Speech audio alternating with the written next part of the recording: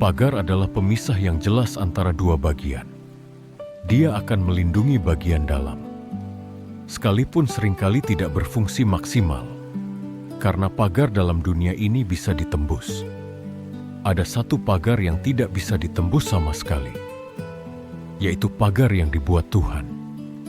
Seseorang yang dipagari Tuhan akan terlindungi seutuhnya.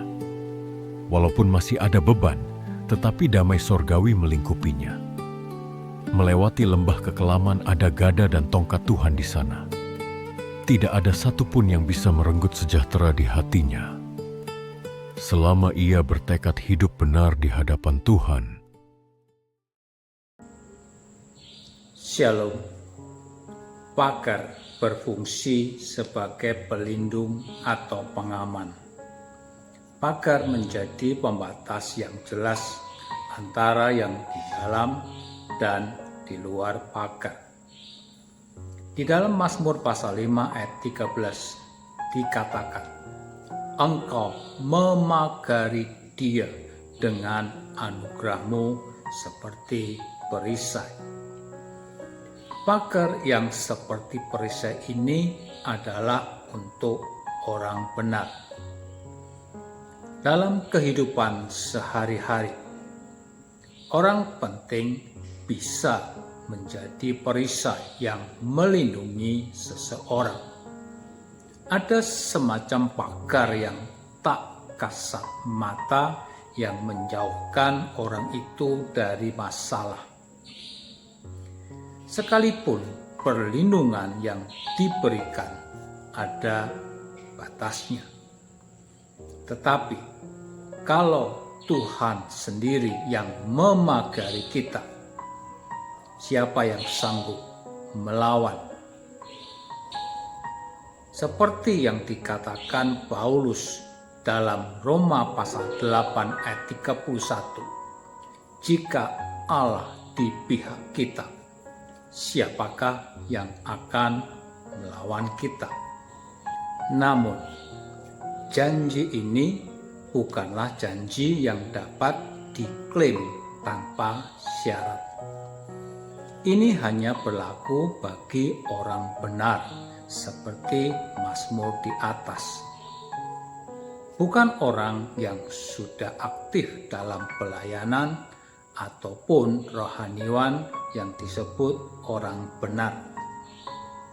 Orang benar di sini bukan yang benar di mata manusia, tetapi benar di mata Tuhan.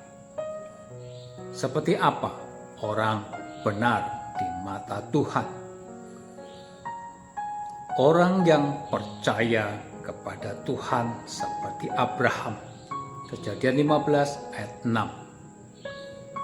Orang yang hidup takut akan Tuhan seperti Nuh. Kejadian pasal 6 ayat 9. Orang yang saleh dan jujur serta menjauhi kejahatan seperti Ayub pasal 1 ayat 1. Orang yang mentaati firman Tuhan seperti Sakaria dan Elisabet. Lukas pasal 1 ayat 6. Orang yang hidup oleh iman. Roma pasal 1 ayat 17.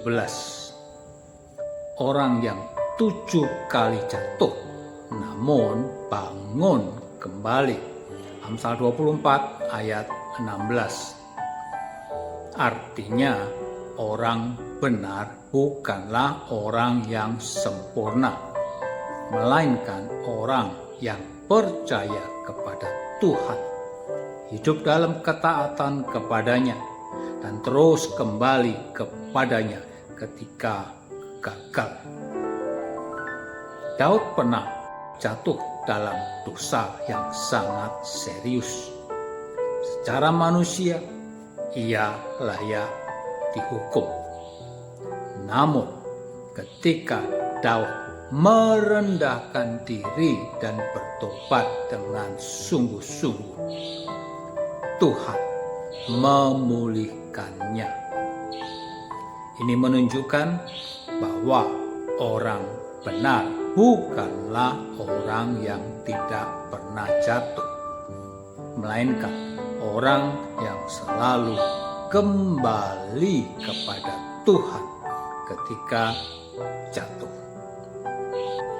Ini menunjukkan bahwa ukuran utama kebenaran dalam Alkitab bukan kesempurnaan tanpa cacat, melainkan iman, pertobatan, dan kesetiaan kepada Tuhan. Kalau dirangkum, orang benar adalah orang yang percaya kepada Tuhan, hidup takut akan Tuhan, berusaha menaati firman-Nya, memiliki hati yang tulus, bertobat ketika jatuh, dan bersandar pada anugerah Allah. Inilah ciri-ciri orang yang dipagari Tuhan dengan anugerah-Nya seperti perisai.